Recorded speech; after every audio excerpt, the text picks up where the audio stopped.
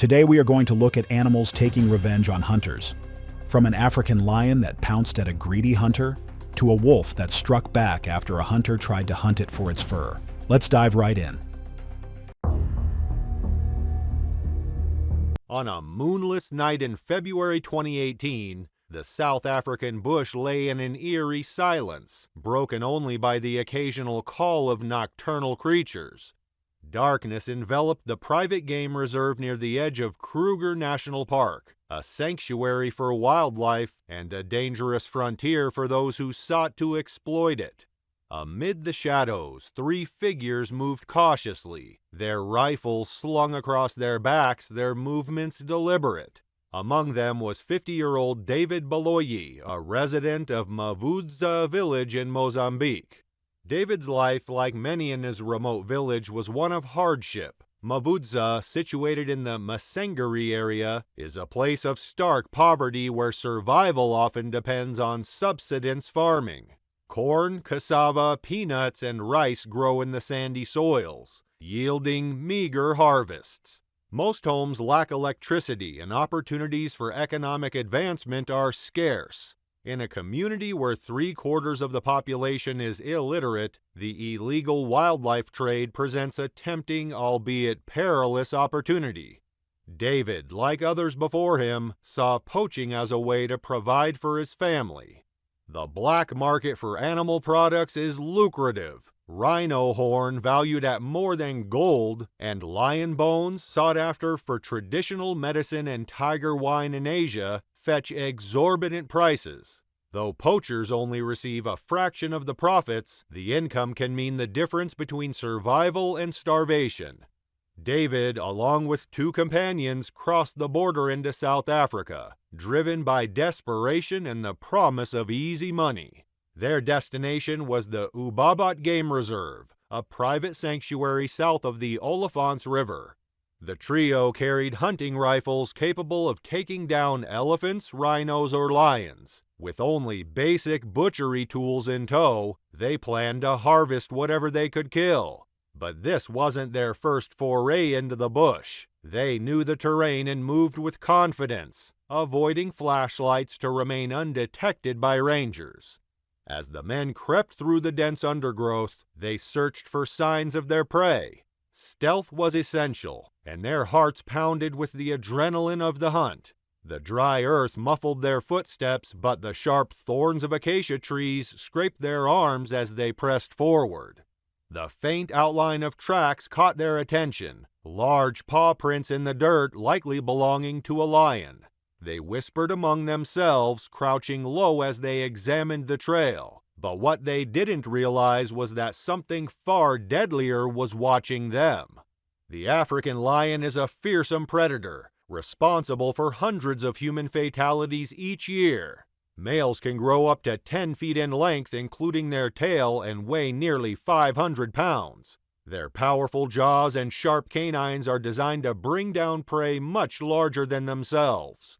While lions can hunt during the day, they are masters of the night. Their night vision is 6 to 8 times better than a human's, allowing them to stalk silently and strike with precision under the cover of darkness. As the poachers moved forward, they unknowingly ventured into the territory of a lion pride. The lions, perfectly attuned to the darkness, had the advantage. The men, blinded by the lack of moonlight, stumbled into a deadly trap. Suddenly, the silence was shattered. David let out a cry as a lioness struck him from the shadows, knocking him to the ground with immense force. His rifle discharged, the gunshot sounding through the bush. The lioness's powerful jaws clamped around his skull, her sharp canines puncturing bone. David screamed, thrashing and kicking as he tried to free himself. The two other men, paralyzed with fear, watched in horror as more lions emerged from the darkness, their golden eyes glowing menacingly. Panic overtook them. Dropping their weapons, they turned and ran, their hearts pounding as they fled through the bush. The sounds of David's cries and the growls of the lions faded behind them as they crashed through the undergrowth. Their flight was chaotic. They tripped over roots, tore through thorny branches, and didn't stop until they reached the perimeter fence. Only after scrambling to the other side did they pause to catch their breath. Their survival instincts had overridden everything else, leaving David behind to face the pride alone. Fearing legal consequences and the shoot-to-kill policies enforced by rangers, the two men chose not to seek help, knowing their actions could lead to severe punishment. Back at the scene, the lions continued their attack. For David, there was no escape. Asphyxiation and draining prey of its blood are the primary ways lions subdue their prey, and David was no exception. Within minutes, the predators had overpowered him. The pride fed in silence, their powerful jaws tearing through flesh and bone. The gunshot had alerted rangers who arrived at the scene hours later. What they found was gruesome. David's body had been almost entirely consumed, leaving only his head and scattered remains. Blood stained the ground where the lions had dragged their prey. Nearby, the abandoned rifles and ammunition confirmed the poachers' intent. Tracks in the dirt told the rest of the story. Two sets of footprints leading away from the scene, heading back toward the border. David's remains were transported to Maputha Malachi Hospital mortuary. His sister-in-law, who lived in South Africa, was called upon to formally identify him. The sight was devastating, and the trauma of that moment would stay with her forever. Back in Mozambique, David's family grieved his loss. For them, his death was a tragic consequence of poverty and desperation. The incident showed the deadly risks of poaching, not just from armed rangers, but from the animals themselves. Lions, despite being heavily poached for their bones, remain powerful predators capable of turning the tables on those who seek to exploit them. Conservationists and anti-poaching units pointed to the event as a gruesome reminder of the dangers posed by the illegal wildlife trade. On the night of April 1, 2019, under the silver glow of a full moon, 4 men quietly made their way through the rugged undergrowth of South Africa's Kruger National Park. They were poachers, their objective as deadly as it was lucrative: to hunt a white rhinoceros. This endeavor promised immense profit as the illicit trade in rhino horn continues to fetch astronomical sums on the black market, particularly in Asia, where it is falsely believed to possess medicinal properties. Armed with hunting rifles and a sense of desperation, they slipped past the park's boundaries, unaware that their mission would soon take a gruesome turn. Malusi, the youngest of the group, was no stranger to these dangerous expeditions. The temptation of wealth and the lack of legitimate opportunities in his impoverished community had driven him to this life. Despite knowing the risks, armed rangers, wild animals, and the unforgiving terrain, he had taken the chance yet again. That night, as they crouched under acacia trees and strained their ears for the sounds of rhinos, the stillness of the bush was both their ally and their greatest threat. The group crossed through the park's boundary fence with precision, carefully cutting a hole just big enough to crawl through. They marked the entry point with a rock, ensuring they could find their way back. As they ventured deeper into the wilderness, the night came alive with the chirping of crickets and the occasional rustle of unseen animals. Their senses were heightened, and every movement was deliberate. The men knew that rangers patrolled the area heavily, and any slip-up could mean imprisonment or worse. As they pressed on, Malusi noticed something in the dirt. Kneeling, he examined a large pile of fresh rhino dung. He whispered to his companions, pointing out the moist consistency that indicated the animal wasn't far. The group turned off their flashlights, following the faint trail of footprints illuminated by the moonlight. Anticipation built as the tracks led them closer to their quarry. The prospect of a successful hunt pushed them forward, their breaths quickening with each step. Then, just ahead, they spotted their target. A massive white rhino stood grazing in a clearing, its broad silhouette almost luminous in the moonlight. The creature was a majestic sight, standing 6 feet tall at the shoulder and weighing over 4,000 pounds. Its long, curved horn gleamed, a prize worth more than gold. Malusi raised his rifle, steadying his aim. His finger hovered over the trigger. But before he could fire, a deafening trumpet shattered the quiet. The men froze as the ground trembled beneath them. From the shadows emerged a massive bull elephant, its ears flared and trunk raised in aggression. The elephant had been watching the intruders, its protective instincts triggered by their presence. With no warning, it charged. The poachers scattered, dropping their weapons as they fled. Malusi, intent on the rhino, was slow to react. By the time he turned, the elephant was upon him. It barreled into him with the force of a freight train, sending him flying through the air. He landed hard, his body crumpling on the unforgiving ground. Before he could process what had happened, the elephant charged again, its colossal foot coming down on his chest. The sickening sound of bones breaking echoed through the clearing as Malusi's screams pierced the night. The other poachers watched in horror from the safety of the bushes. They could see their companion lying motionless, the elephant looming over him. The massive animal shook its head, flapping its ears, and then retreated into the darkness. For a moment there was silence, broken only by Malusi's faint, labored breaths. The man emerged cautiously and rushed to his side. Malusi was alive, but barely. His breathing was shallow, each breath a painful struggle. His chest was visibly crushed, his ribs shattered. Knowing they couldn't leave him there, the group hoisted him up and began the arduous journey back. But in their panic, they lost their bearings. The dense bush, now a maze of shadows, offered no clear path. After what felt like hours of stumbling through the wilderness, they finally reached one of Kruger's tar roads. Exhausted and fearing capture by rangers, the men made a devastating decision. They left Malusi on the roadside and fled into the night.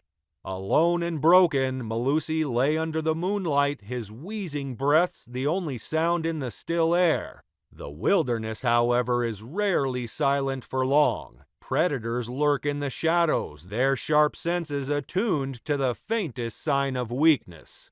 As Malusi drifted in and out of consciousness, the cricket's chorus was interrupted by something far more sinister. The rustling of grass, the snap of a twig, unseen eyes glinted in the dark. A lion pride had caught Malusi's scent. Drawn by the blood and sound of his labored breathing, they crept closer, their padded feet silent against the earth.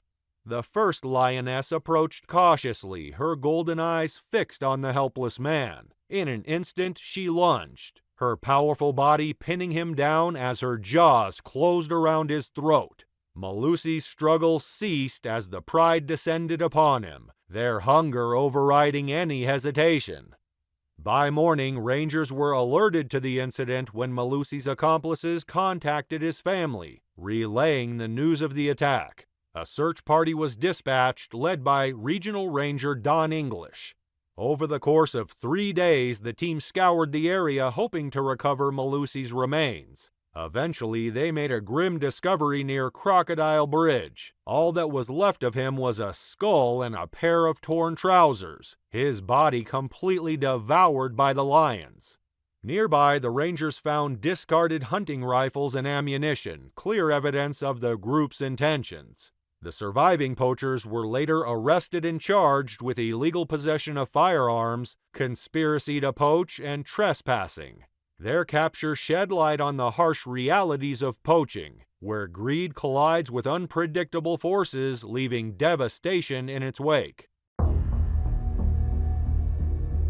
On the morning of March 23, 2024, the sun had just begun to cast its golden light over the snow-covered woods of Georgetown, California. The air was crisp and the silence of the wilderness wrapped around two brothers as they made their way deeper into the forest. Talon and Wyatt Brooks were no strangers to these woods, having spent countless hours hunting and camping here since they were children. Their father, a seasoned outdoorsman, had taught them not only how to track and hunt, but also how to survive in the wild, lessons that had shaped them into skilled hunters. That morning, the brothers set out on an expedition to collect shed antlers and hunt wild boar, a task they looked forward to each year. It was early spring, and while the land was still cloaked in snow, the boars were plentiful, and the antlers lay scattered among the trees. With their backpacks filled with supplies and a bond that only years of shared brotherly experiences could create, they ventured into the wilderness, unaware of the danger that lay ahead. The campsite they chose was familiar, tucked away just off the road where they could camp under the thick canopy of pine trees. They spent the afternoon setting up their camp, joking and laughing as they prepared for a quiet night under the stars. Dinner was a simple affair, cooked over an open flame with enough food to last them through the night. Though their father wasn't with them on this trip, the brothers were more than capable of handling themselves. It wasn't the first time they had ventured out alone. After eating, the brothers set out to hunt, knowing that the boars would be active as the sun began to set. Within a couple of hours, they had successfully downed one boar and found a few prime antlers to collect. They spent the rest of the afternoon dressing the boar and hauling it back to camp. Unbeknownst to the brothers, the smell of the hunt, a mix of fresh meat and blood, carried through the forest, leaving an open invitation to any predators in the area. As the night fell, the brothers cleaned up at a nearby stream, then retired to their tent to sleep, unaware that the aftermath of their hunt had drawn the attention of a hungry cougar. The beast had been prowling the area, its sharp eyes catching the scent of the carcass. It had waited until darkness settled, slipping into the shadows near the camp. The faint sounds of the brothers' voices and the warmth of the fire were enough to make the cat hesitant, but the hunger gnawing at its belly urged it forward. The cougar had lingered in the woods all night, watching the camp from a distance, its instincts driving it closer and closer to the prize. But when Wyatt stepped out of the tent in the early morning to relieve himself, the predator saw its chance. Stealthily, it crept through the underbrush, closing in on the unsuspecting brothers. Talon and Wyatt had no idea they were being stalked. As they made their way back toward the woods, the cougar remained silent, moving stealthily in the shadows. The brothers, focused on the path ahead, noticed nothing unusual. But then, in a split second, the cougar leapt from its hiding place, its powerful body crashing into Wyatt. With deadly precision, it raked its claws across his face, leaving deep gashes that tore through flesh and bone. Wyatt screamed in pain, but before he could react, the cougar was on top of him, its teeth sinking into his cheek and neck. Talon, who had been just a step ahead, rushed to his brother's aid. He threw down his rifle and, with the strength of desperation, lunged at the beast. His body collided with the cougar, knocking it off his brother and sending it tumbling through the air. In the chaos, Talon shouted at Wyatt to run. Blood poured from his brother's face, and his left eye was all but lost. Stumbling, disoriented, and half-blind, Wyatt ran for the camp, leaving a trail of blood in the snow behind him. In his panic, he managed to grab a phone and dial 911, though his hands were slick with his own blood and his vision blurred. Talon fought with the mountain lion, trying to keep it away from his brother, but his efforts were in vain. The cougar, furious and afraid, attacked again, its claws slicing through his body with terrifying force. Talon's cries filled the air as he tried to fight back, but the lion's grip was relentless. Within moments, Talon was on the ground, unable to protect himself from the creature's savage assault. The lion tore into his throat, silencing him forever. Wyatt reached the camp, finally managing to speak to the 911 operator before he passed out from shock and blood loss. The paramedics arrived moments later, but it was too late for Talon. They found him just a few feet from the camp, his body mangled beyond recognition. The cougar had been standing over him, feasting on its prey when the officers arrived. They fired their shots, driving the lion back into the trees, but it was clear that Talon was already gone. The cougar was eventually tracked down and euthanized. Its stomach revealed the horrifying signs of its predation, with blood still fresh on its muzzle. Wyatt, though gravely injured, was rushed to the hospital. The surgeons worked to save what they could of his face, though his injuries were severe. Wyatt was expected to recover, though his appearance would forever be altered by the brutal attack. In May 2011, the rugged wilderness of Alaska's Seaward Peninsula, with its snow-capped peaks, dense forests, and vast untouched landscapes, became the backdrop for a haunting ordeal. The remote region, known for its fierce weather and dangerous wildlife, is home to powerful predators like the grizzly bear, a force of nature in its own right. 54-year-old Wes Perkins, a seasoned outdoorsman and a former fire chief from Nome, Alaska, had spent decades navigating these wild terrains. But on this particular hunt, the wilderness would challenge him in ways he had never imagined, thrusting him into a life-or-death struggle with one of nature's most formidable creatures. Wes was joined by his close friends Dan and Edward Stang for a spring bear hunting trip. The group had tracked a large male grizzly bear across the snow-covered landscape, eager for a successful hunt. They had traveled to the secluded wilderness with snowmobiles, which were essential to covering the vast distances between tracks. The bear they were tracking was massive and had just emerged from hibernation. The men had been preparing for this moment for weeks, but they could have never imagined how their hunt would take a deadly turn. After several hours of following the bear's tracks through the snow, the men reached a point where the trail seemed to vanish. The bear had disappeared, and the snow was undisturbed in the area. The trio began to fan out, searching for any clue that would lead them to the elusive predator. Wes, eager to find the bear, ventured further away from the group. He moved ahead, unknowingly stepping closer to the very danger he had been tracking, the weight of his steps unnoticed by the creature watching from the shadows. What Wes didn't know was that the grizzly bear had already spotted the group. The bear, a terrifying predator weighing over 1,000 pounds, was lying in wait, its sharp eyes following every move the hunters made. Grizzly bears are super predators, and this one, hungry after a long hibernation, was ready to strike. Wes had unknowingly ventured too close to its territory, and the bear was ready to defend it.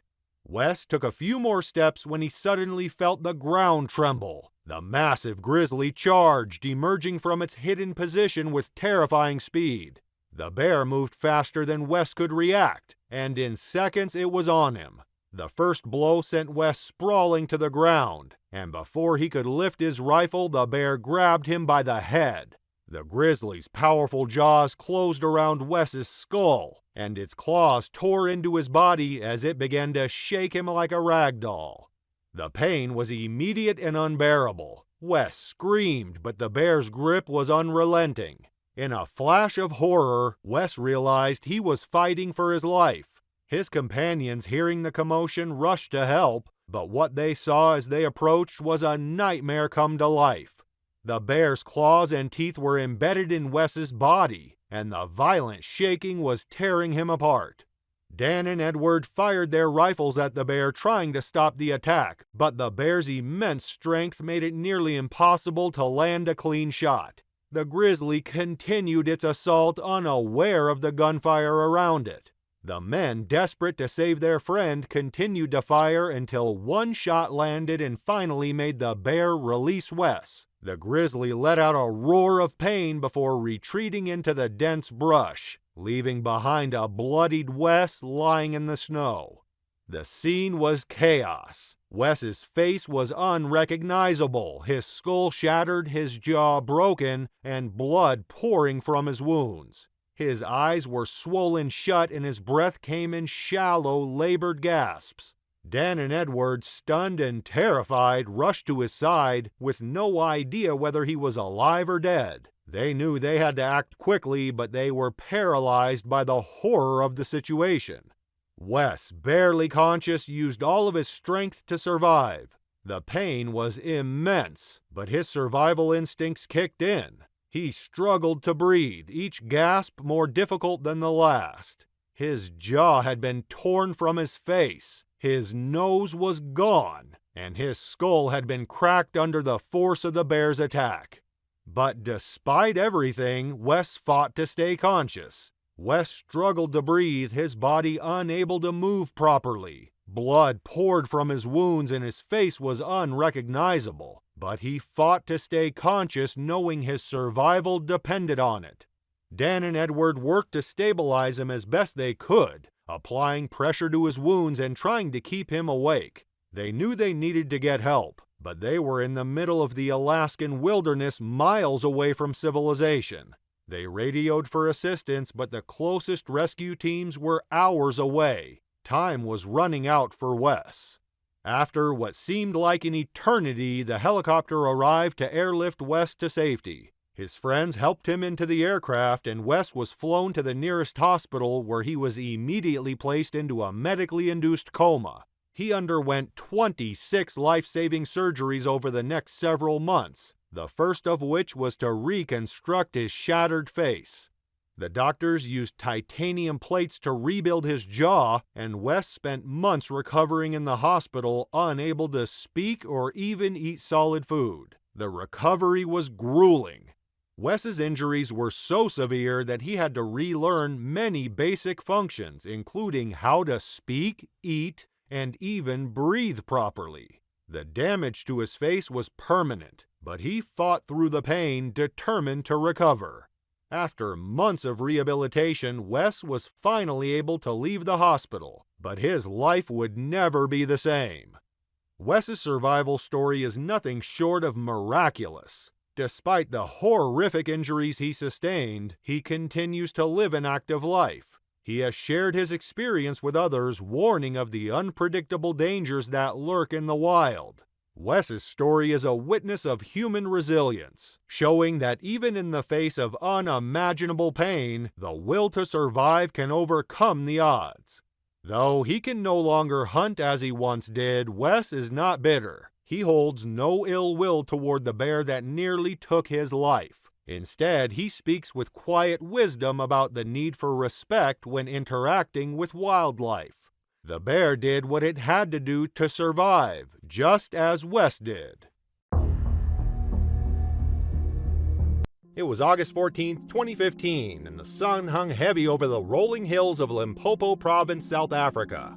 The air shimmered with heat waves rising from the red earth, and acacia trees dotted the landscape like ancient sentinels. This was big game country, where the line between hunter and hunted can shift in a heartbeat, and where respect for the wild wasn't just tradition, it was survival. Derek Matheson had flown in from Houston 3 days earlier, his custom rifle case and expensive gear marking him as another wealthy American seeking the ultimate trophy. At 42, Derek was an oil executive who had built his fortune on calculated risks and unwavering confidence. Back home in Texas, he was known for his weekend hunting trips: white-tailed deer, elk, the occasional wild boar. His trophy room was filled with mounted heads and framed photos of successful hunts. But Africa was different. Africa was where real hunters prove themselves. Derek had specifically requested a solo hunt. Group expeditions were for amateurs, he told the outfitter. He wanted to test his skills against dangerous game without the safety net of other hunters or the embarrassment of needing help. His professional hunting guide, the seasoned local named Thabo, had tried to discourage the solo approach, explaining that wounded, dangerous game required teamwork and backup. But Derek's money talked louder than Thabo's experience. The hunting concession sprawled across thousands of acres of pristine bushveld, home to the Big Five and countless other species. Lions in this region were particularly large and aggressive, having learned to avoid humans while maintaining their natural hunting instincts. The terrain was deceptive. Open grassland that suddenly gave way to thick brush and rocky outcroppings, where a wounded animal could easily turn the tables on an overconfident hunter. African lions are apex predators weighing up to 420 pounds. capable of reaching speeds of 50 miles per hour in short bursts. A male lion's bite force exceeds 650 pounds per square inch, strong enough to crush bone. When wounded, they become exponentially more dangerous, using their intelligence and remaining strength for one final devastating attack. They're known to circle back and ambush their pursuers, turning the hunt into a deadly game of cat and mouse. The morning had started well. Derek and Thabo had tracked a magnificent male lion to a clearing near a dried riverbed. The animal was massive, easily 400 pounds, with a full dark mane that marked him as a dominant male in his prime. Derek took his time, setting up the shot from 150 yards away. His first bullet struck the lion in the shoulder, a solid hit that should have been fatal. The lion roared, stumbled, and disappeared into a thicket of wait-a-bit thorns and dense brush. Thabo immediately called for patience. Standard protocol demanded waiting at least 30 minutes for a wounded, dangerous animal to weaken and die. But Derek was impatient. He'd made a good shot, he insisted. The lion was probably already dead. Against Thabo's strong protests, Derek grabbed his rifle and headed toward the thicket alone, determined to claim his trophy quickly. The brush was thick and visibility was limited to just a few yards in any direction. Derek pushed through the thorns, following drops of blood on the ground and broken branches where the lion had passed. He was focused entirely on the trail ahead, his rifle ready, confidence building with each step. What he didn't realize was that the wounded lion had used its last reserves of strength not to flee, but to circle back. The attack came from behind with explosive force. The lion had been lying in wait, using the thick cover to mask its position. Derek heard a low growl just as 400 pounds of wounded fury slammed into his back, driving him face first into the thorny ground. The lion's claws raked across his shoulders and neck as massive jaws clamped down on the back of his skull. Derek's rifle flew from his hands as he was driven into the dirt. The lion's bite crushed through bone and into brain tissue with devastating force.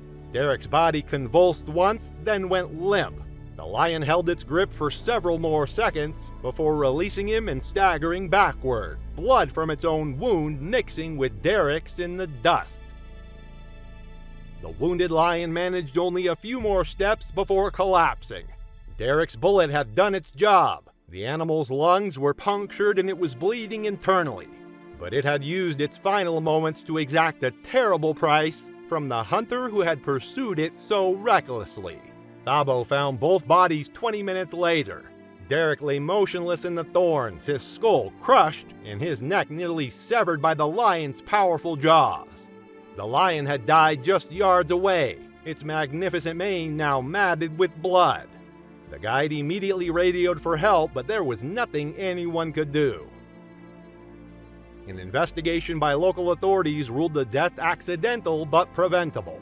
Derek had violated basic hunting safety protocols by pursuing wounded, dangerous game alone.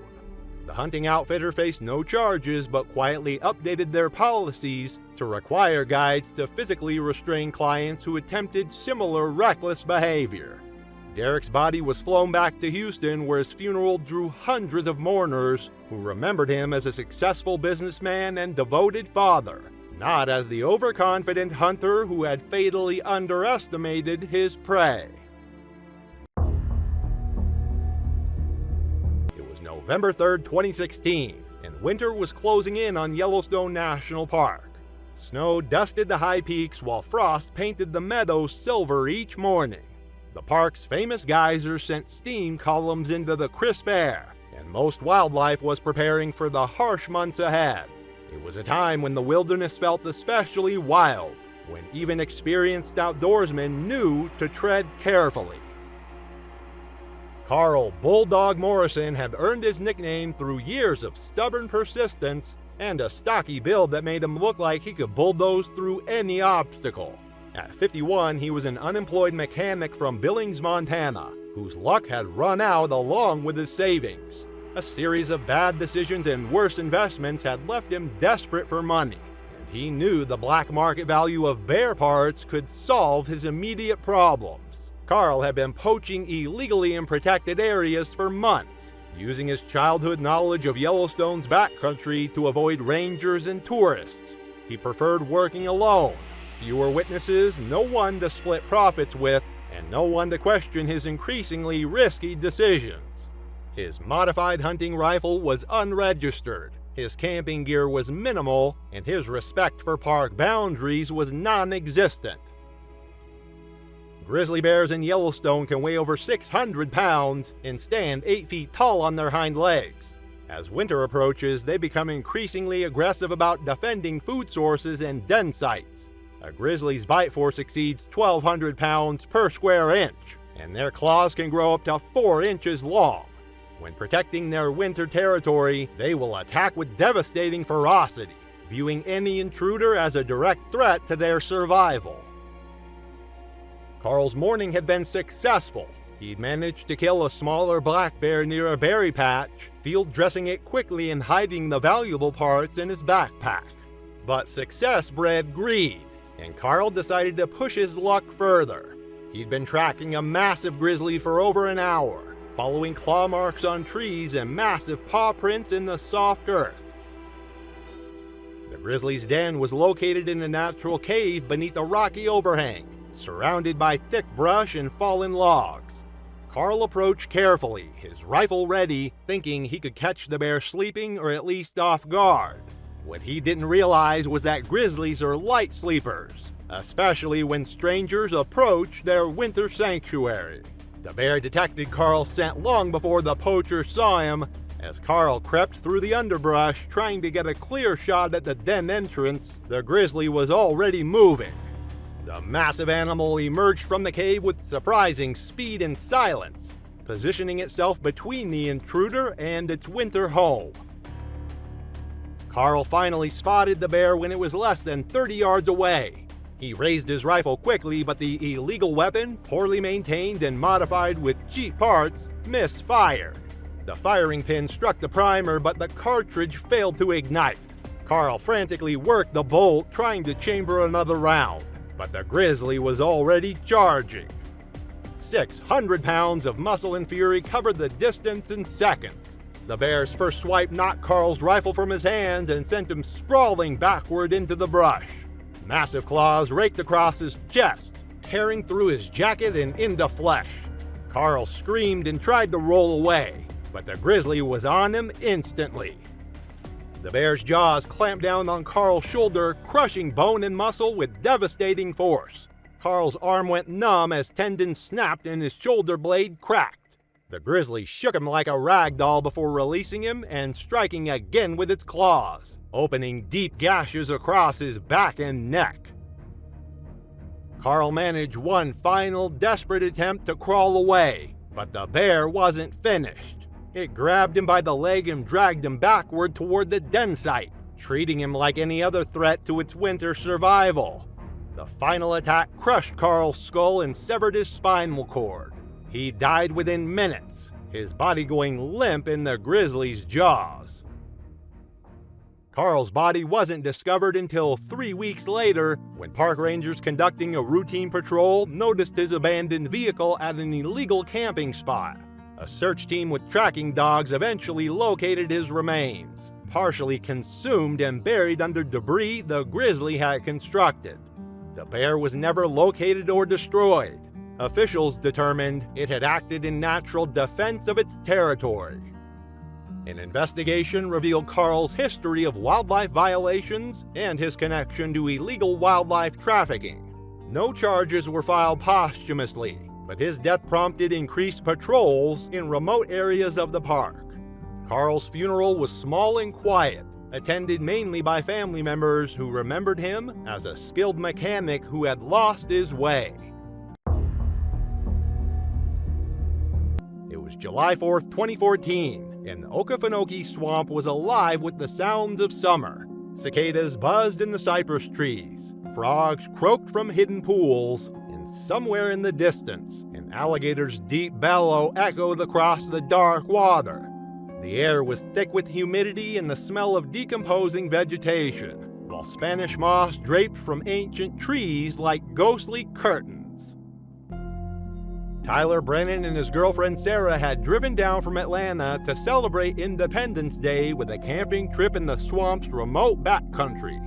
At 19, Tyler was fresh out of high school, full of confidence and eager to prove his manhood to the girl he'd been dating for 6 months. He was athletic, popular, and used to being the center of attention, the kind of young man who took risks to maintain his reputation. Sarah had initially been skeptical about Tyler's boasts of being able to catch an alligator with his bare hands. She'd seen the reality shows where people wrestled gators, but those were trained professionals with safety equipment and backup teams. Tyler had no such experience, just teenage bravado and a desire to impress her with increasingly dangerous stunts. Their campsite was located on a small island of dry ground surrounded by dark water and thick vegetation. The area was known to locals as a prime alligator habitat, especially during summer when females were protecting their nests. American alligators in the Okefenokee can reach lengths of 12 feet and weigh over 500 pounds. Females become extremely aggressive when protecting their nests, which they build in late spring and guard throughout the summer. An alligator's bite force can exceed 2,000 pounds per square inch, and their death roll, a spinning maneuver used to disorient and drown prey, is one of nature's most effective killing techniques. Tyler's confidence had been building all day. He'd successfully caught several smaller animals, a turtle, a snake, even a small fish with his bare hands. Each success made him bolder, and Sarah's initial skepticism had gradually turned to encouragement as she got caught up in the excitement. The couple had been exploring the water's edge when Tyler spotted what he thought was a large log floating about 20 feet from shore. The dark shape was perfectly still, partially submerged, with just the top visible above the waterline. To Tyler's inexperienced eye, it looked like the perfect opportunity to prove his skills. Tyler waded into the murky water, a makeshift noose held high above his head, his eyes fixed on the floating log. The water was warm and dark, with visibility limited to just a few inches below the surface. What Tyler had mistaken for a log was actually a 12-foot female alligator that had been floating motionless near her nest site. Tyler was within 10 feet of the alligator when she exploded from the water. The massive reptile launched herself upward with incredible force, her jaws opening wide to reveal rows of razor-sharp teeth. Tyler had just enough time to register his mistake before 500 pounds of prehistoric fury slammed into his torso. The alligator's jaws clamped down on Tyler's midsection with crushing force, her teeth penetrating deep into his abdomen and back. Tyler screamed as ribs cracked and internal organs compressed under the tremendous pressure. The alligator immediately began her death roll, spinning rapidly in the water while maintaining her grip on Tyler's body. As the alligator spun, Tyler's body was twisted and torn, his spine compressed and organs ruptured by the violent motion. The murky water turned red with blood as Tyler was dragged under the surface, his screams cut short by the dark water filling his lungs. The alligator continued her death roll for nearly a minute before releasing Tyler's mangled body and disappearing beneath the surface. An investigation by Georgia wildlife officials ruled Tyler's death an accident caused by reckless behavior in a known dangerous area. No charges were filed, but the incident prompted additional warning signs and increased patrols in popular camping areas. Sarah required counseling to deal with the trauma of witnessing the attack. Tyler's funeral drew hundreds of his high school classmates and teammates, who remembered him as a fun-loving young man whose confidence had ultimately cost him his life. His parents established a scholarship fund in his memory and became advocates for wildlife safety education. It was February 28, 2017. And the Amazon rainforest of Peru was at its most unforgiving. The wet season had turned every trail into a muddy obstacle course, while the canopy above dripped constantly with moisture that never seemed to dry. Insects swarmed in clouds, and the air was thick with humidity that made every breath feel like drowning. Deep in this green hell, where civilization was just a memory, the law of the jungle reigned supreme. Eduardo Vasquez had been walking these trails for over 30 years, guiding wealthy clients on jaguar hunts that commanded premium prices from collectors around the world. At 58, he was one of the most respected trackers in the region, a man whose knowledge of the rainforest was legendary among locals and the international hunting community. But Eduardo was dying, and he knew it. The cancer diagnosis had come 6 months earlier, aggressive, inoperable, and terminal. Doctors in Lima had given him less than a year to live, maybe 6 months if he was lucky. Eduardo had accepted the news with the same stoic calm he'd shown throughout his life, but privately he was devastated. He'd spent his entire adult life in the jungle, and the thought of dying in a hospital bed was unbearable. Eduardo had decided on one final hunt, not for money but for pride. He wanted to prove to himself that he could still take down the jungle's apex predator despite his declining health. It would be a solo hunt without clients or assistants, just him against the most dangerous cat in South America. His family had tried to talk him out of it, but Eduardo's mind was made. The area he'd chosen was deep in the Manu National Park region, where jaguars were known to be particularly large and aggressive. The terrain was treacherous even for someone in perfect health. Steep ravines, hidden rivers, and dense vegetation that could hide a predator until it was too late. For a man weakened by cancer and chemotherapy, it was nearly suicidal. Jaguars are the third largest cats in the world, with males weighing up to 250 pounds and possessing the strongest bite force of any big cat, over 1,500 pounds per square inch. They're solitary hunters capable of crushing turtle shells and caiman skulls with ease. Female jaguars with cubs are especially dangerous, defending their young with ferocious determination against any perceived threat. Eduardo had been tracking a large female for 2 days, following paw prints in the mud and claw marks on trees. His illness had slowed him down more than he'd admitted to himself. He tired easily, his hands shook occasionally, and his reflexes weren't what they once were. But his knowledge of jaguar behavior remained sharp, and he'd successfully cornered the cat near a rocky outcropping where she'd made her den. What Eduardo didn't realize was that the female had recently given birth to 2 cubs. The den he'd discovered wasn't just a resting spot, it was a nursery, and the mother jaguar was prepared to die defending her offspring. As Eduardo approached through the dense undergrowth, the jaguar was already positioning herself between the intruder and her babies. Eduardo spotted the jaguar when he was about 40 feet away, crouched low near the entrance to her den. She was magnificent, nearly 6 feet long with the distinctive rosette patterns that marked her as a prime specimen. Eduardo raised his rifle slowly, taking careful aim at her chest. It should have been an easy shot for someone of his experience. But as Eduardo's finger tightened on the trigger, he hesitated. Something in the jaguar's posture, the way she held her ground instead of fleeing, triggered a moment of uncertainty. In that crucial second of hesitation, the jaguar sensed weakness and attacked. The big cat covered the distance in 3 powerful bounds, her muscles rippling beneath her spotted coat. Eduardo's shot went wide as the jaguar slammed into him, her claws raking across his chest and shoulders. The impact knocked him backward into the undergrowth, his rifle flying from his hands and landing several feet away.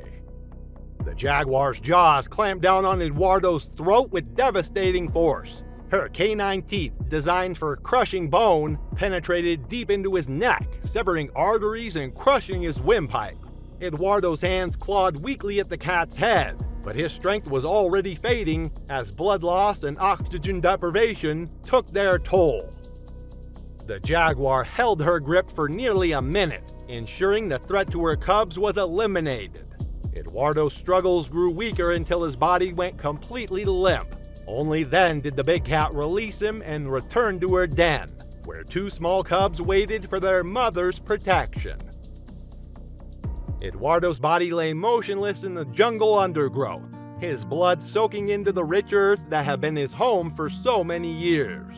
The jaguar had killed him quickly and efficiently, using the same techniques that had made her species one of the most successful predators in the Americas. A search party organized by Eduardo's family found his remains 4 days later, guided by GPS coordinates from his satellite communicator.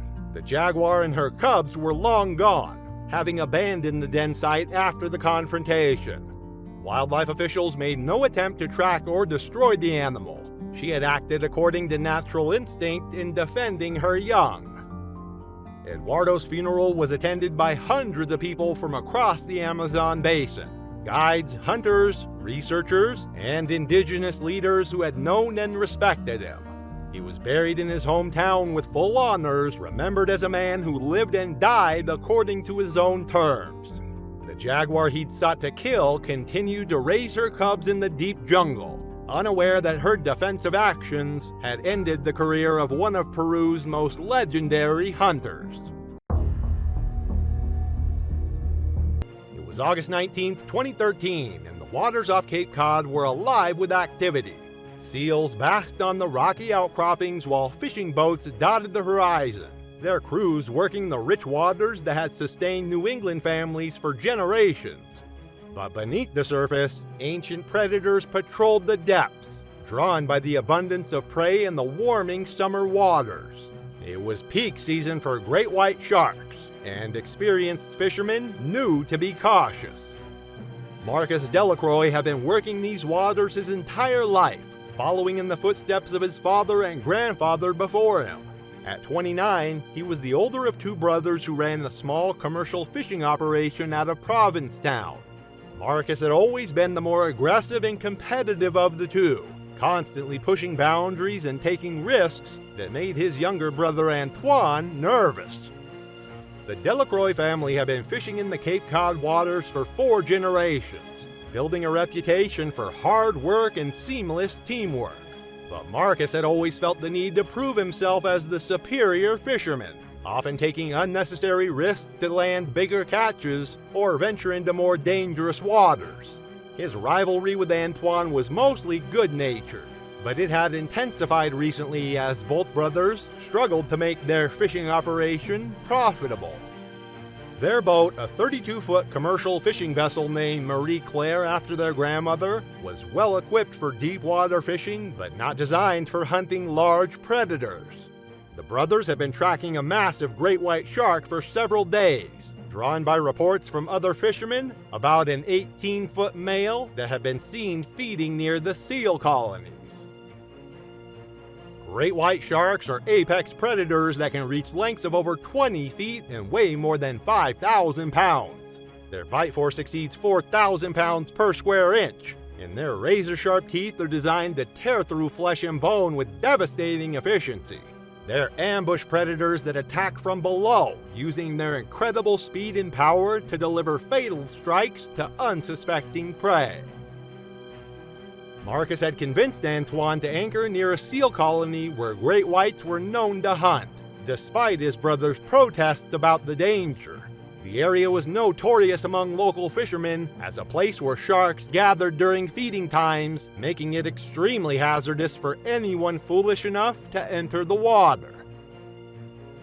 The massive shark had been circling their boat for over an hour, its dorsal fin cutting through the surface as it investigated the unusual presence in its hunting grounds.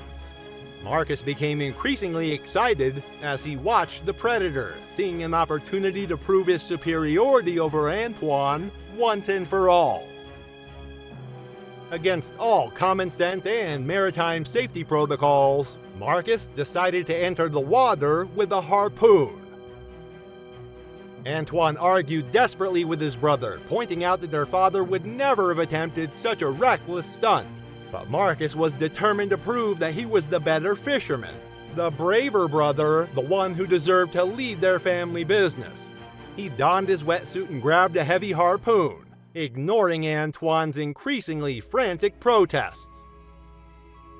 The water was clear but deceptively calm as Marcus slipped over the side of the boat.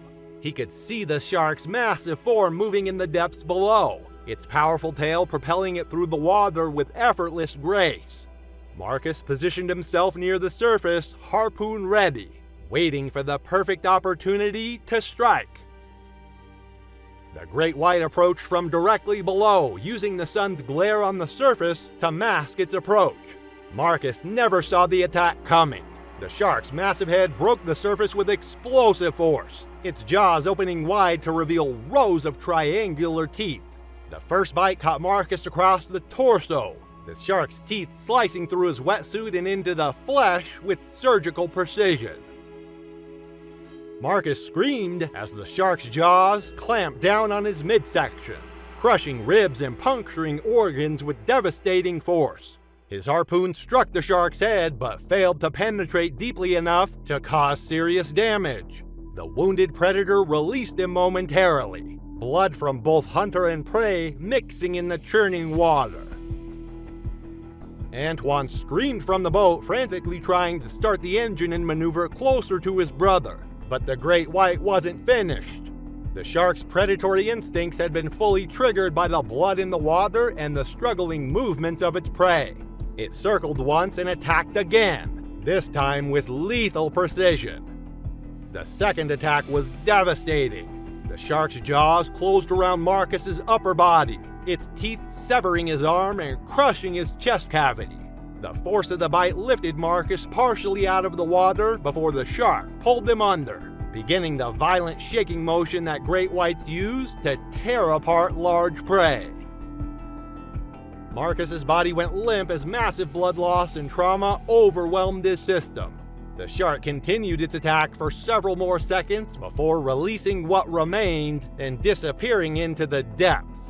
Antoine watched in horror as pieces of his brother's wetsuit and equipment floated to the surface, along with an expanding pool of blood that attracted other scavengers. Coast Guard rescue boats arrived within 30 minutes of Antoine's distress call, but there was nothing left to recover except fragments of Marcus's gear and his life jacket. The great white shark was never located, having returned to the depths to continue its ancient cycle of predation. An investigation by maritime authorities ruled Marcus's death an accident caused by reckless behavior in known shark-infested waters. No charges were filed, but the incident prompted increased safety warnings for fishermen working near seal colonies during shark season. Antoine continued operating the family fishing business alone, but he never again ventured into the waters where his brother had died. Marcus's funeral was attended by hundreds of fishermen and community members who remembered him as a skilled waterman whose competitive nature had ultimately cost him his life. The Delacroix family fishing operation continued under Antoine's leadership, but the rivalry that had driven Marcus to take such a fatal risk died with him in the waters off Cape Cod. October 3, 2011 began in the muted blue haze of pre-dawn over the Carpathian Mountains, not far from the outskirts of Brasov, Romania. The forested ridgelines, steep and tangled with fir, spruce, and moss-covered underbrush, were steeped in a silence broken only by the crack of twigs beneath boots and the distant caw of crows. In these remote valleys, the mist settles thick along the forest floor, muting colors and sound alike. It was a place where predators had the advantage, where humans felt like visitors even with rifles in hand. Claudiu Fenech moved with quiet purpose along a narrow game trail, his breath visible in the early chill. At 39, he was seasoned, not just as a hunter but as a man who understood the rhythms of the wild. Stocky and deliberate, he worked as a game warden part-time but was better known in town for his mechanical skills and calm under pressure. He'd grown up around hunting rifles and long weekends in the forest. Married once, no children, he now spent most of his free time hiking or stalking boar, sharing local schnapps with friends, or keeping an old Land Rover running past its prime. Everyone knew Claudiu would say the same. He wasn't reckless, but he was confident. Maybe too confident for the woods that day. The trio had left before first light, Claudio and two of his longtime friends, each armed and familiar with the region. They had been called in to track a nuisance bear, a large male spotted multiple times near rural properties, raiding apiaries and tearing through compost bins. With hunting permits secured and reports growing more urgent, the men moved slowly along a slope known to be part of the bear's range. Claudiu carried a Blazer R8 bolt-action rifle chambered in .300 Winchester Magnum, a powerful round more than capable of dropping large game from 150 yards. He'd used it many times before. He trusted it. The Eurasian brown bear is no minor threat. Among the largest terrestrial carnivores in Europe, adult males regularly exceed 900 pounds and can stand over 8 feet tall on their hind legs. They possess immense strength, enough to flip boulders, tear apart tree trunks, or run bursts of up to 30 miles per hour across uneven terrain. Their claws are over 3 inches long, and their jaws, while not as crushing as a big cat's, are designed to tear, puncture, and maul. Though attacks are rare, a wounded bear is one of the most dangerous animals in the world, driven not by hunger, but by pain and rage. It was just past 7 a.m. when Claudiu spotted the bear through a break in the trees about 130 yards away, downhill, partially obscured by brush. The animal was large, slow-moving, its coat dark and thick with burrs clinging to its flanks. Claudiu crouched low and steadied his rifle. The first shot rang out and echoed through the mountains. The bear staggered, spun once, and collapsed into the thicket. After waiting 2 full minutes with no movement, Claudiu gestured to his friends and advanced cautiously. He kept the rifle shouldered but relaxed, walking the line between vigilance and assumed success. The underbrush at the kill site was thick. Moist earth clung to his boots as he stepped over a branch and spotted the bear lying on its side, chest barely visible through the tangle of leaves and ferns. Claudiu raised the rifle again, but in that split second, the bear moved. It rose fast, too fast, snarling through blood and broken breath, dragging itself upright with a fury that seemed impossible from something so close to death. Claudiu barely had time to react. One swipe caught his forearm, knocking the rifle from his hands and sending it clattering into the rocks. Another paw slammed across his chest, tearing through his jacket and carving deep gashes into flesh and bone. He cried out and stumbled backward, boots slipping on wet soil. He may have tried to run, but there was no time. The bear lunged, clamping its jaws around his torso and yanking him off his feet in one brutal motion. It dragged him several yards into the brush and pinned him beneath its weight, crushing down as it mauled him in a blur of claws and teeth. Claudiu thrashed, tried to fight, but the strength was already leaving his limbs. His friends, frozen at first, heard everything. The thudding impact, the ragged cries, the sickening snap of bone. By the time they reached him, the bear had collapsed just feet away, bleeding out, twitching, and still baring its teeth in a final reflexive snarl. A second shot was fired, but it was clear the animal had already bled out. Claudiu lay curled on his side, blood soaking through his jacket, his rifle lying 6 feet away with fresh claw marks carved across the stock and dirt scuffed in a half circle around the site. Deep gashes ran across his upper chest and abdomen, and his ribs had caved inward from the crush. One leg was mangled at the hip, a boot partially torn. His face was pale, mouth slightly open as if still trying to call out. His death, according to the coroner's report later, had been caused by massive internal trauma and blood loss. He had died within 90 seconds.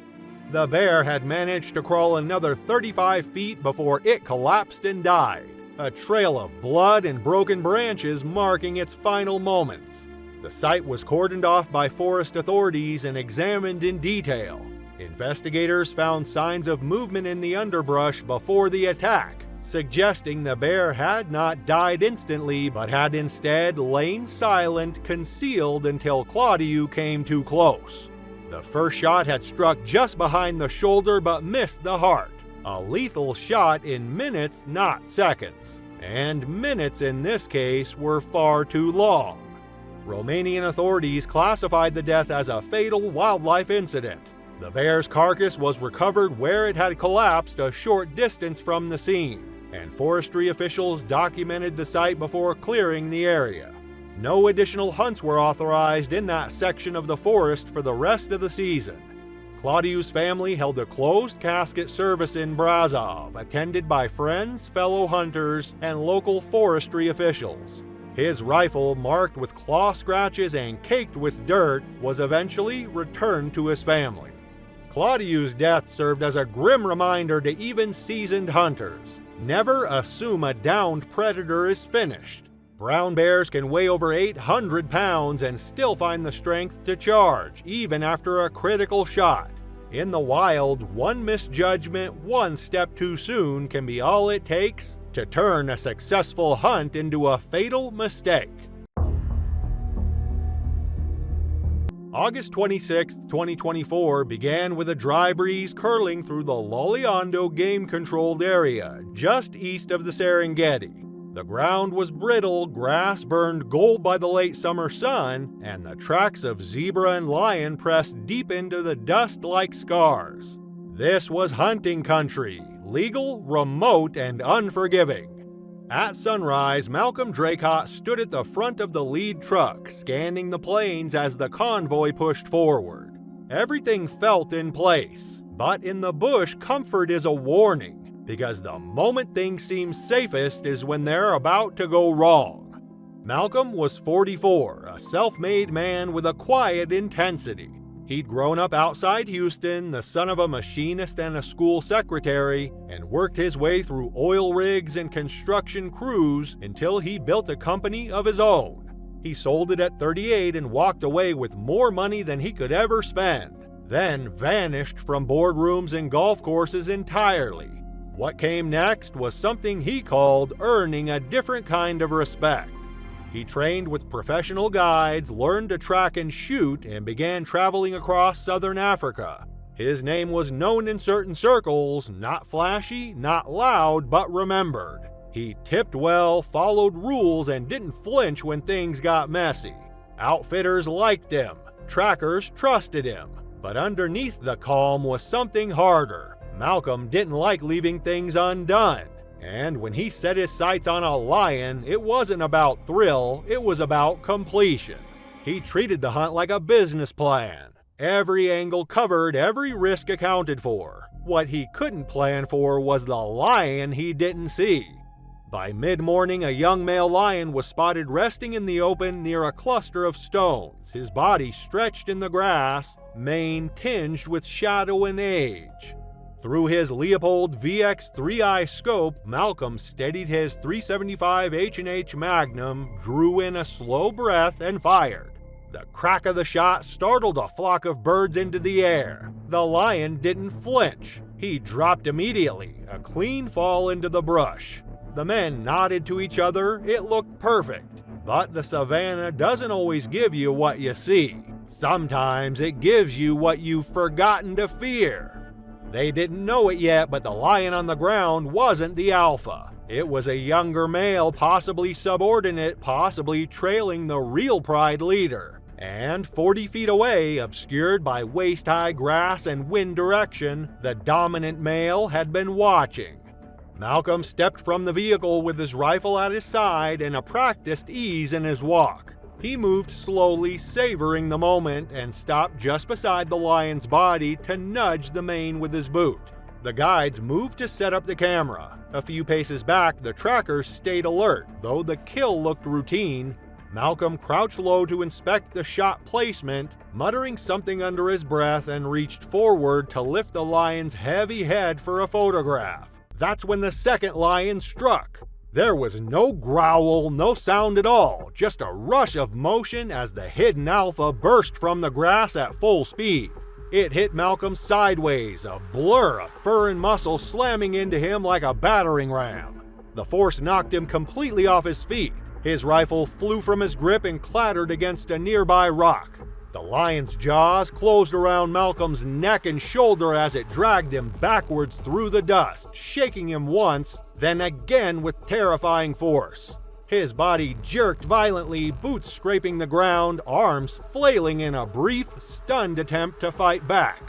The guides froze in shock for a heartbeat before scrambling for their rifles. One fired too quickly, the bullet kicking up dust behind the lion's flank. A second round found its mark, grazing the animal's ribcage. The lion didn't let go. It planted one massive paw across Malcolm's chest and drove its teeth deeper, crushing vertebrae and artery alike. Blood sprayed across the grass in dark arcs as Malcolm's body convulsed once, then went slack. A third shot rang out, this time punching through the lion's side. It staggered, snarled, and finally released its grip. The animal collapsed nearby, muscles twitching, blood seeping into the soil as it died facing the body of the man it had just killed.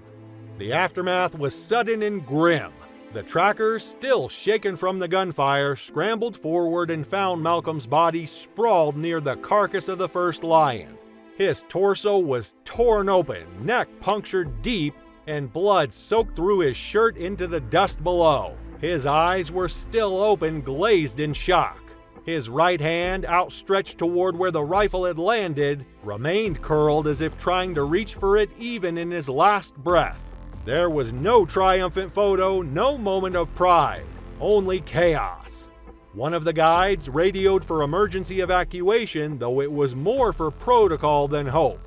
The closest ranger outpost was nearly an hour away, and no one doubted what the outcome would be. They wrapped his remains in a canvas tarp and laid him gently in the bed of the truck. The other lion, the one that had attacked, had already collapsed a few yards away, shot through the ribs by one of the clients, still trembling with disbelief. Malcolm's death was ruled a fatal wildlife incident.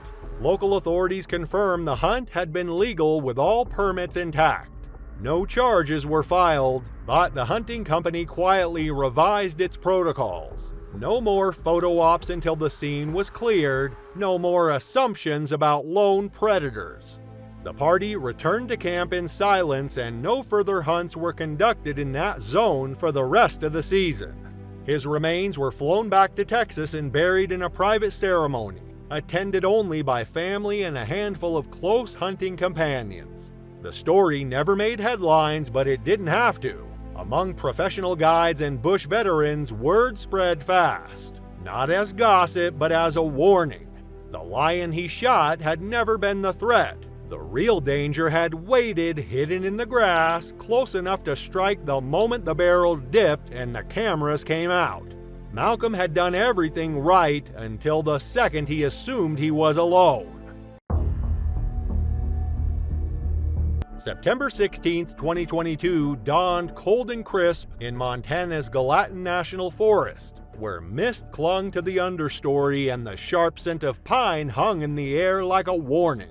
Elk rutting season was in full swing, and bugles echoed faintly through the ridges, low and urgent. Gallatin, part of the vast Greater Yellowstone ecosystem, is home to some of the most rugged terrain in the American West. Forest of lodgepole pine and Engelmann spruce laced with game trails and shaded hollows perfect for an ambush. Travis Longmore, 28 years old, knew the area well. He had hunted these woods before, but that day, in a stretch of unmarked timber above a shallow creek bed, something would go terribly wrong. Travis wasn't reckless. Raised in Idaho and based in Bozeman, he worked hard during the week and hunted hard when he could. He preferred bow hunting, closer, quieter, more personal. His compound bow, a Hoyt Carbon RX-3 equipped with Rage broadhead arrows, was tuned to perfection, and his pack was neatly organized down to the last wind checker bottle. Friends called him methodical, patient, the kind of guy who cleaned his gear twice and always left a detailed plan. That morning, he'd driven in before sunrise, parked off a remote fire road, and followed a game trail up through the pines. Around mid-morning, he caught sight of a large bull elk standing broadside near a grove of fir trees. The animal bugled once, turned, and paused just long enough. At 30 yards, Travis took the shot. The Rocky Mountain elk is the largest subspecies of elk in North America. Adult bulls regularly exceed 700 pounds, with racks spanning up to 4 feet wide and tines as long as knives. During the rut, they're high-strung and volatile, driven by instinct and surging testosterone. They'll battle rivals with brutal head-on charges, scatter branches in display of dominance, and when wounded, can enter a final adrenal frenzy that turns even the dying into a deadly force. While most hunters respect the possibility in theory, few ever see it up close. Travis was about to. Following best practice, Travis waited 45 minutes before trailing. The blood trail was steady, rich, and bright red, likely a lung shot. He moved carefully through the brush, stepping over deadfall and ducking beneath low boughs. After nearly 200 yards of tracking, he found the bull lying near a fallen pine, its body slumped sideways and eyes dull. Blood had pooled beneath the animal's chest and its ribcage no longer rose. Travis approached, slowly at first, then confidently. He knocked his bow, lowered it, and stepped into the clearing. He drew out his phone to take a picture. The elk exploded upward. It surged to its feet in a single staggering motion, shoulders heaving, head swinging wide. The first antler caught Travis across the thigh, carving a long gash and sending him sideways. He staggered off balance as the bull turned and charged again. This time it hit full force. One tine drove into his abdomen, another beneath the collarbone. He screamed as he was lifted backwards and slammed against a nearby pine. The bark cracked behind him. He tried to push the elk off, grabbing wildly at its shoulder, but the weight was overwhelming. The bull wasn't striking clean, it was thrashing. Its body spasmed with the last tremors of life, muscles surging, legs kicking up debris as it crushed Travis against the tree. Another jab drove a tine deeper, this time between ribs. Blood soaked his jacket and pooled at his boots. He gasped once, then again weaker. A final lurch from the elk sent him sideways, collapsing into the dirt. The bull staggered, took 2 steps, and collapsed 5 feet away. Both of them lay still. When Travis missed his scheduled check-in window that evening, a friend called the local sheriff's office. A search party formed at first light. His truck was found parked where he'd left it, untouched. Following faint boot tracks and drag marks through the brush, they found the clearing by mid-afternoon. Travis's body was pinned awkwardly against a tree, blood dried into the pine bark. The elk lay nearby, dead at last, its antlers still coated with gore. His bow was buried beneath snapped branches, his phone was found face up in the soil, camera still open but never used. The autopsy confirmed massive internal trauma. 2 of the antler wounds had been independently fatal. The elk had died of its own injuries shortly after the attack, its lungs flooded with blood. Rangers posted a safety notice later that week, reminding hunters, never assume a downed animal is dead, especially when the shot is borderline and the terrain gives it cover. Travis was buried the following Saturday in Bozeman. The service was small, the kind hunters attend in silence. His story didn't make headlines, but across the hunting community it traveled fast, quietly, urgently, like a warning in the woods. March 12, 2008 broke cool and still across the granite ridges of Matabo Hills in southern Zimbabwe. The sun was just beginning to warm the rock outcrops that jutted from the brush, ancient formations carved by time and wind into natural sentinels overlooking the valleys below. Baobab trees reached their twisted limbs skyward, and shadows lingered in the hollows where leopards liked to rest. This wasn't open savanna. It was closed country, tight, rocky, and perfect for ambush predators. And it was here that a 47-year-old man named Lennox Barad rose before dawn to prepare for the kind of hunt no one took lightly. Lennox had grown up in nearby Kezi, just east of the park boundary. He wasn't a trophy hunter nor a tourist. He was a seasoned bushman, a tracker, and a licensed hunter who often assisted the parks department when local wildlife grew too bold. Quiet and even-tempered, Lennox was well known in the region as a man who knew the land, and more importantly, the animals that lived on it.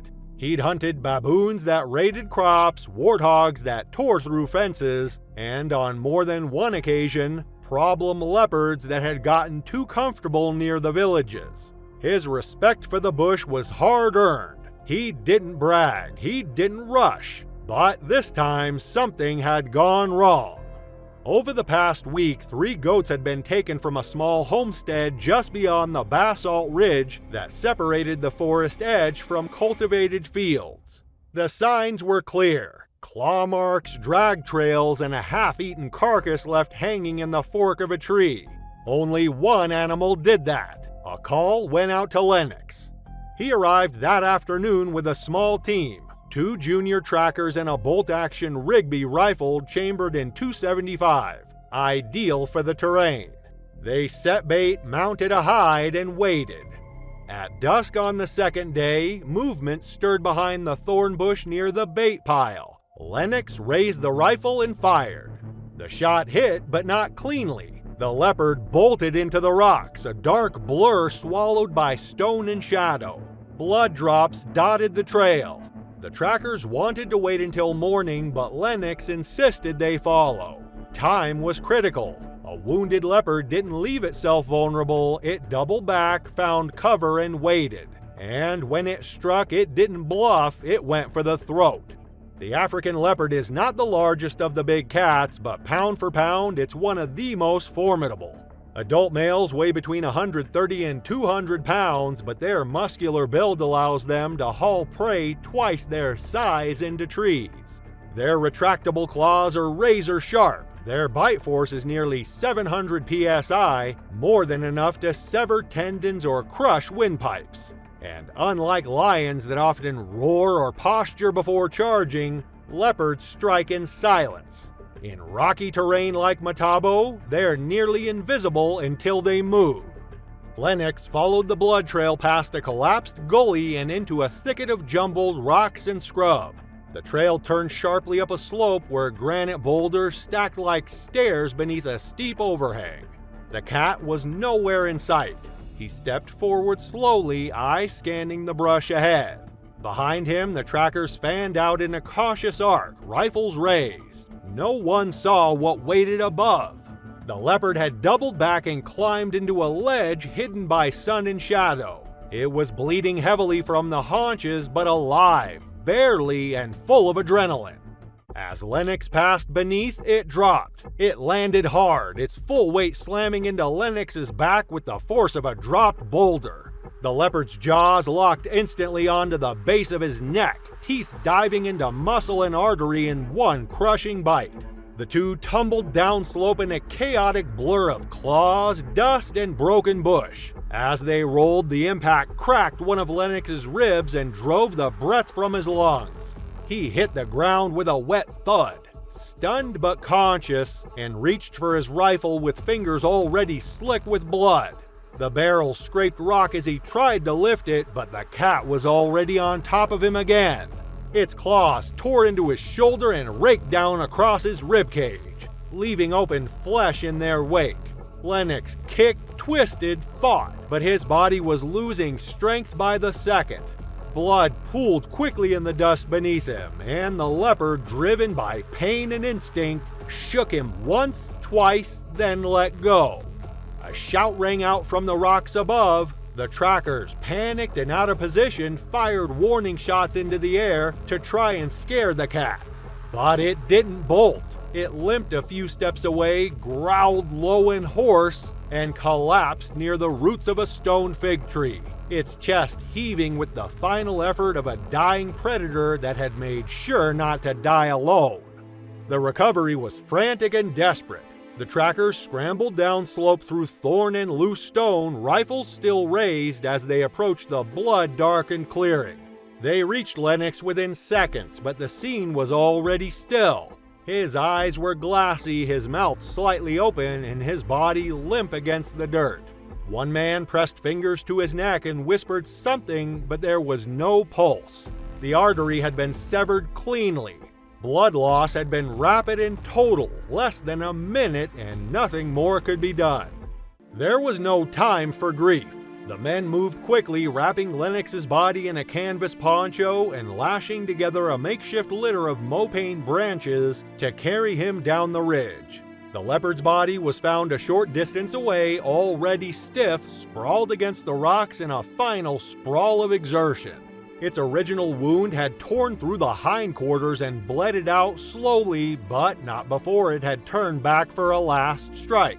The animal was photographed, tagged for official records, and retrieved later by wildlife authorities. In the weeks that followed, no mount was requested, no hide was displayed. Lennox's death was classified as a fatal wildlife incident, and the investigation confirmed everything had been done by the book. But policy changed. No more solo tracking within ambushed terrain. No more pursuit of injured predators without perimeter control. His funeral was held 3 days later beneath the shade of a mopane tree near his family's home. Neighbors came in from across the district, many on foot, to pay their respects. No one spoke loudly, no one called it bad luck. They called it what it was: the price of underestimating an animal that had made silence its greatest weapon. For all his skill and experience, Lennox had made one critical mistake. He looked ahead but not above. And in that high country of rocks and dust, that was all it took. On the crisp morning of September 16, 2011, the forest straddling the Montana-Idaho border seemed timeless. The air was cool, heavy with the scent of damp soil and pine needles. Sunlight filtered softly through the towering trees, painting the forest floor with shifting patterns of light and shadow. It was serene, almost unnervingly so. The only sounds were the faint rustling of leaves and the distant calls of birds. Beneath this peaceful veneer, however, lay the potential for danger. For 39-year-old Steve Stevenson, this was the wilderness he cherished. A devoted husband and father of 2 daughters aged 14 and 10, Steve was the embodiment of dedication. During the work week, he labored as a miner with Highcraft Mining, extracting silver and gold from the earth, but his weekends belonged to the outdoors. A seasoned hunter and hiker, Steve was deeply connected to the land.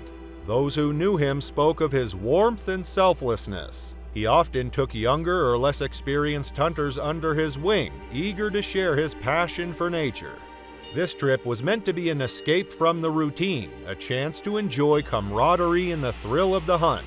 Joining him was 20-year-old Ty Bell, a fellow hunter and friend from their hometown of Winnemucca, Nevada.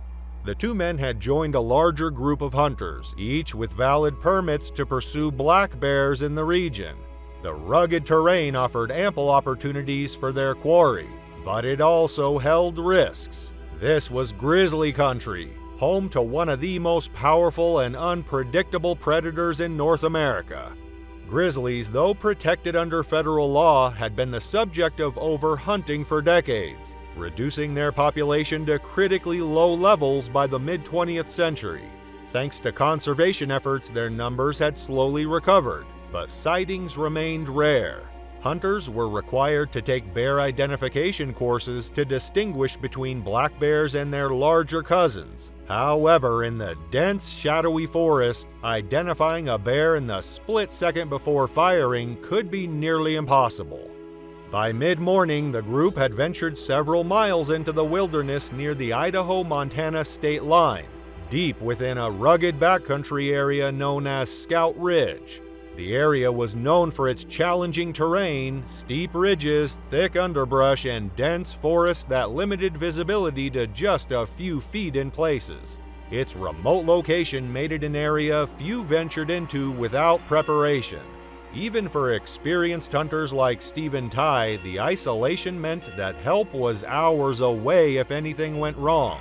Still, Steve and Ty, eager to increase their chances of success, decided to split off from the main group. It was a strategy they had employed before: cover more ground, then regroup at the end of the day.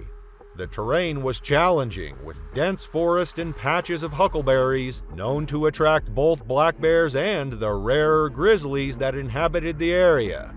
As they climbed a ridge to scout the area, their conversation was light, tinged with the anticipation of a successful hunt. The ridge offered a sweeping view of the valley below, its dense canopy stretching into the horizon. Both men, being experienced hunters, had discussed their plans before they split off from the group. If they encountered a grizzly, they agreed they would retreat and try again another day, knowing that grizzlies were larger, more aggressive, and far more dangerous than the black bears they were permitted to hunt. This wasn't an idle precaution. Earlier in the day, they had seen signs of grizzlies in the area, claw marks on trees and overturned logs where the bears foraged for insects. These were clear indicators that they weren't alone in the forest. It was Ty who first spotted movement. A flash of dark fur against the underbrush caught his attention. The bear moved low to the ground, likely foraging for berries or roots. Ty raised his rifle, steadying his aim through the scope. In the fleeting moment, he was confident it was a black bear, a legal target. He squeezed the trigger. The crack of the rifle rang through the trees, and the bear staggered before bolting into the thick woods. The two men waited as protocol dictated. 15 minutes passed in tense silence. A wounded animal was the most dangerous kind, its instincts sharpened by fear and pain. Hunters in Montana are strongly advised to exercise caution when approaching wounded wildlife, as animals that are not fully deceased can become highly unpredictable and dangerous. While there is no specific law mandating a waiting period after a shot, Montana Fish, Wildlife and Park emphasizes the importance of allowing enough time for an animal to succumb to its injuries before following a blood trail. Despite their experience, Steve and Ty decided to follow the blood trail after just 15 minutes, unknowingly placing themselves in a perilous position. The dense forest limited visibility and concealed the grizzlies' movements. The trail led them into denser, darker parts of the woods, where sunlight barely penetrated. The stillness around them felt oppressive, as if the forest itself was holding its breath. What they didn't know was that their target wasn't a black bear at all. It was a grizzly, one of only 45 known to dwell in the Cabinet Yaak ecosystem. At an estimated 400 pounds, it was smaller than some of its kind, but still a powerful predator. Grizzlies are known for their aggression when threatened, and this one had been provoked. The trail suddenly ended in a thicket of trees. Steve and Ty heard it before they saw it, the low, guttural sound of a bear's growl, followed by the unmistakable crunch of twigs underfoot. Then, from the shadows, the grizzly emerged. It was battered but alive, its deep-set eyes locking onto the hunters. For a moment, time seemed to stand still. Then the bear charged. The men reacted instantly, raising their rifles and firing. The shots rang out, but the grizzly didn't falter.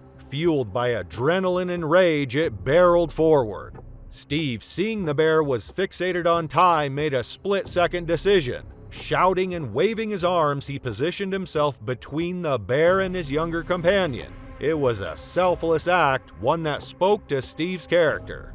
The bear's attention shifted. It lunged at Steve, knocking him to the ground.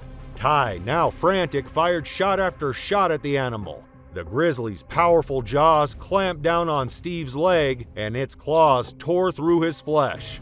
Steve fought back with every ounce of strength he had, but the bear's weight was overwhelming. Ty's hands trembled as he reloaded his rifle, his heart pounding in his chest.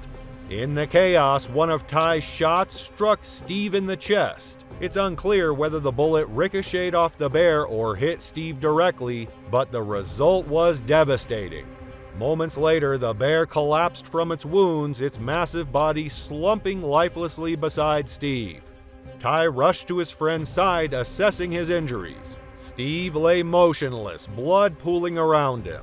Amidst the claw wounds and deep lacerations, Ty noticed a gunshot wound to the chest. The realization set in.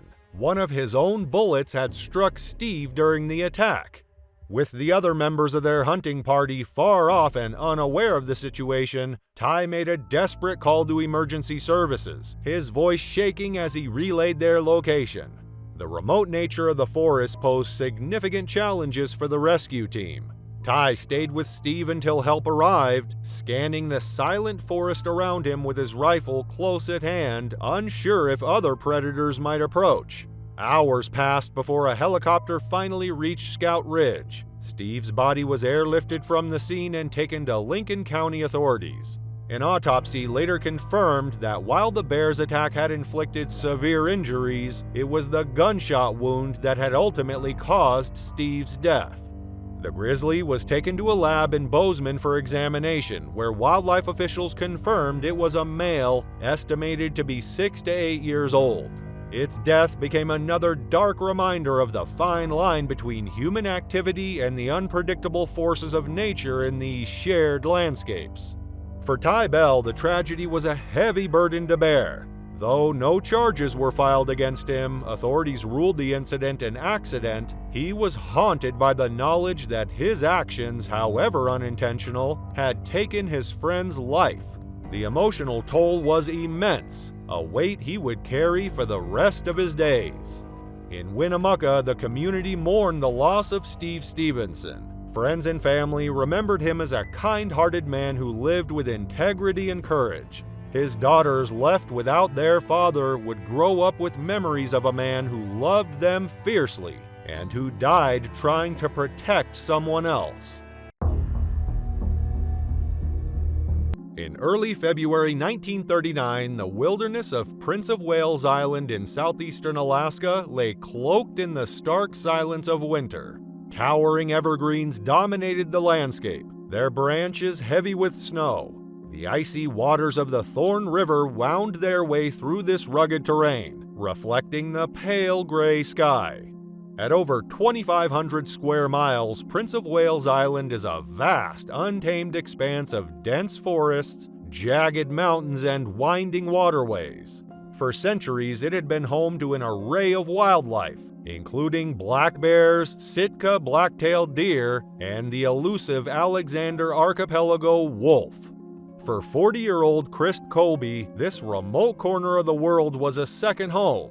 An experienced outdoorsman and trapper from Ketchikan, Chris was known for his self-reliance and deep connection to the land. He had spent countless seasons navigating Alaska's unforgiving wilderness, living off the land and mastering its rhythms. Trapping was not just a livelihood for Chris, it was a way of life, one that offered the solitude and adventure he craved.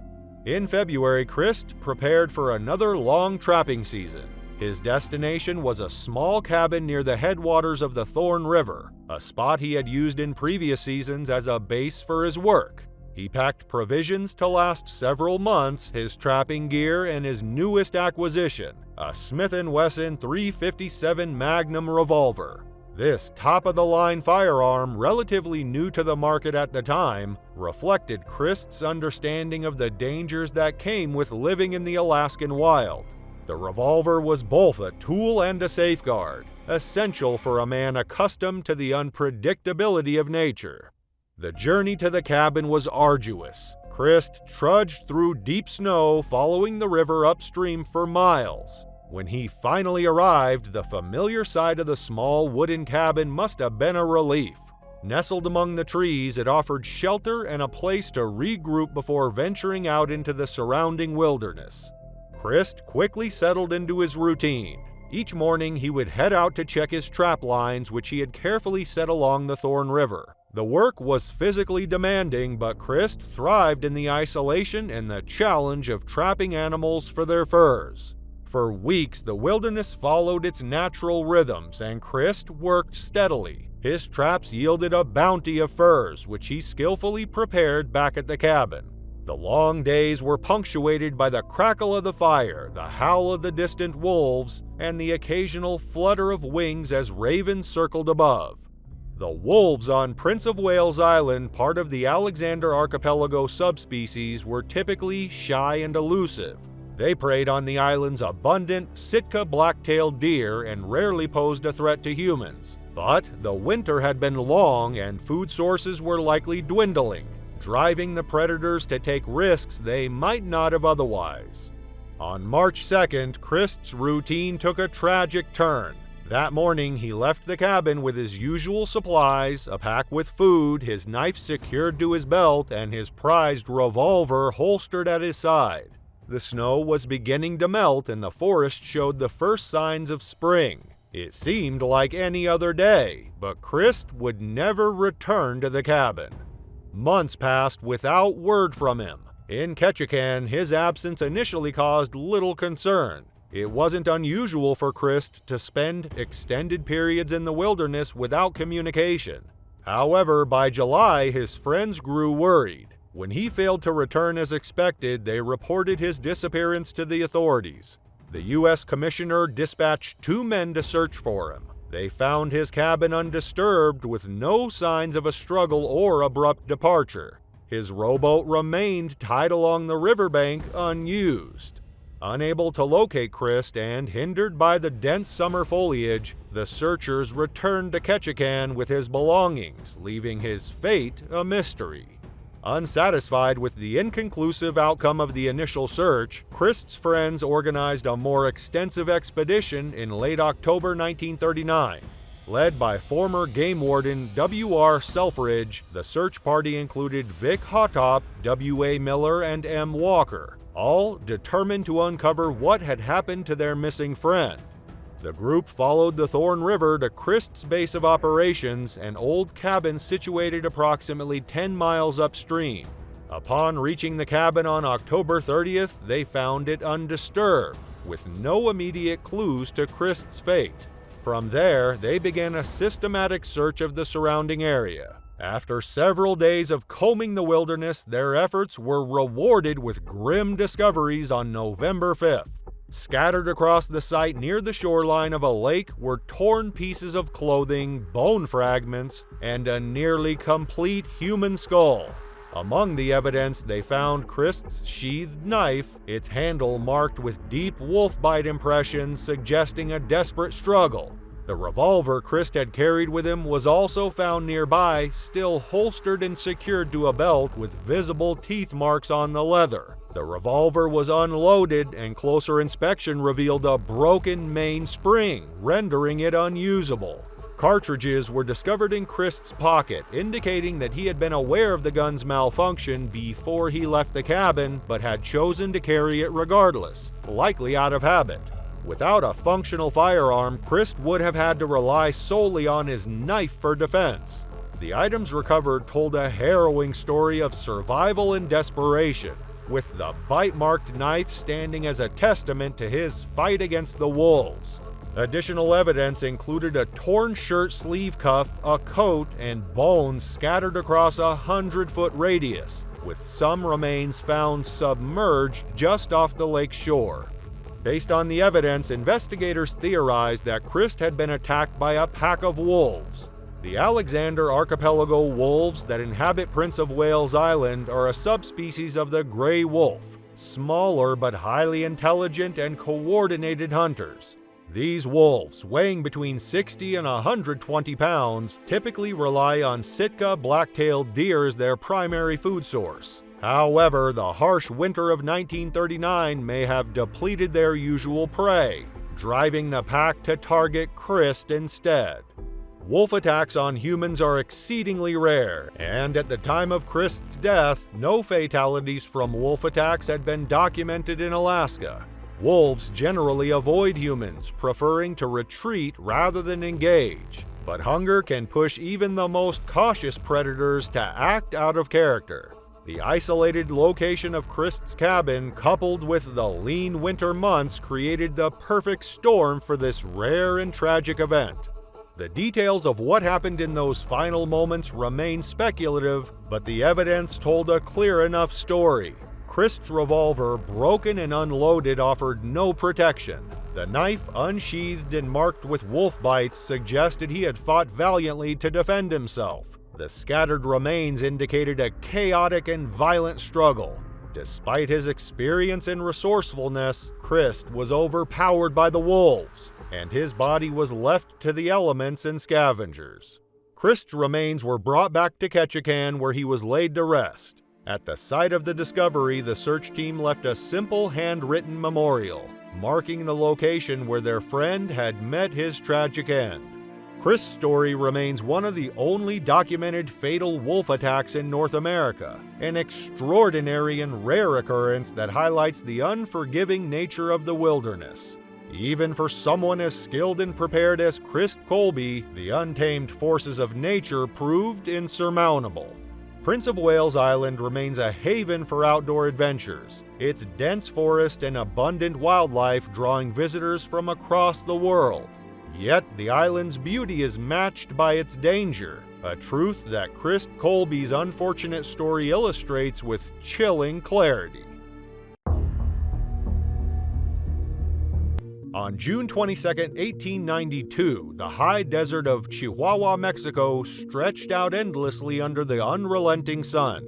The vast plains and rugged canyons stretched over 100,000 square miles, but were sparsely populated with human settlements few and far between. Among these outposts was Colinia Pacheco, a small Mormon settlement established by families who had fled persecution in the United States. The Neagle family was among them, working tirelessly to establish a foothold in the unforgiving wilderness. Brothers Hiram, 22, and George Neagle, just 18, had been tasked with maintaining one of their family's ranches outside the colony. It was hard, isolating work, but Hiram, the elder of the two, approached it with determination. The brothers were no strangers to the challenges of ranch life, from unpredictable weather to the ever-present threat of predators. They had grown up in these conditions, learning to rely on their wits and each other to survive. Chihuahua's wilderness was home to a host of wildlife, but none posed as great a threat as the Mexican grizzly bear. Towering over 6 feet on its hind legs and weighing up to 600 pounds, the grizzly ruled as the apex predator of the region. Its immense strength, sharp claws, and powerful bite, delivered with 3-inch-long teeth, made it a creature to be feared and respected. By 1892, the grizzly population was already in decline due to overhunting and habitat loss, but in this corner of the desert, they still roamed. The Neagles' troubles began when they noticed their livestock disappearing. Over several weeks, they found the remains of goats and cattle scattered across the property, their carcasses bearing the unmistakable signs of bear attacks. The losses were substantial, and the brothers knew they had to act. One evening, Hiram spotted a massive grizzly near the ranch while returning from the river. It was clear this bear was responsible, and it had grown bold enough to come dangerously close to their home. Determined to protect their ranch, Hiram and George armed themselves with rifles and set out to track the bear. They rode on horseback for miles, following the trail of destruction the predator had left behind. The tracks led them along the Gavilan River and eventually to a canyon flanked by rugged hills. Scattered among the tracks were the remains of livestock, grisly evidence of the bear's rampage. As the brothers pressed on, they decided to split up to increase their chances of spotting the animal. George rode ahead, scanning the rocky terrain for any sign of movement. It wasn't long before he saw it, a hulking brown figure moving in the distance. He shouted for Hiram, and the brothers quickly regrouped. Dismounting their horses, they raised their rifles and took aim. The first volley of gunfire rang out, with Hiram firing several shots into the bear's torso and legs. George aimed for the head but missed. The bear, wounded but still alive, let out a deep bellow of pain and began limping away, retreating into the canyon. Determined to finish the job, the brothers pursued it, pausing only when George's rifle jammed, the cartridge stuck in the chamber. As he worked to fix it, Hiram moved ahead, confident the bear was mortally wounded. Moments later, George heard 3 more gunshots echo through the canyon. Assuming Hiram had fired the final kill shots, George hurried after him. But as he reached the hilltop, he saw no sign of his brother, only the bear's tracks continuing deeper into the canyon. Alarmed, George called out Hiram's name, his voice carrying over the stillness of the desert. No response came. Then, in the distance, he saw it, the bear, still alive, crouched over something on the ground. A sickening realization washed over him as he spotted a torn blue shirt just feet from the animal. His brother was down, and the bear was still alive. The bear, with bloody jaws, had attacked Hiram. George screamed, trying to scare it off. For a moment, the bear retreated, allowing George to rush to his brother's side. Hiram was barely conscious, his body a horrifying mess of injuries. His right hand had been completely severed. Bite marks covered his neck, and his scalp had been peeled back, exposing puncture wounds to his skull. Blood soaked his torso, where deep claw marks had torn through flesh and muscle. Through labored breaths, Hiram managed to recount what had happened. As he approached the bear on foot with his horse, thinking it was dead, the animal suddenly lunged at him. It had been lying in wait, feigning death to ambush its attackers. His horse had bolted, leaving him with no way out. Hiram's frantic attempts to fire his rifle were in vain, as the bear's immense strength overpowered him. It had bitten into his neck and chest, pinning him to the ground. Before George could process the horror of his brother's injuries, he heard movement behind him. The bear was returning.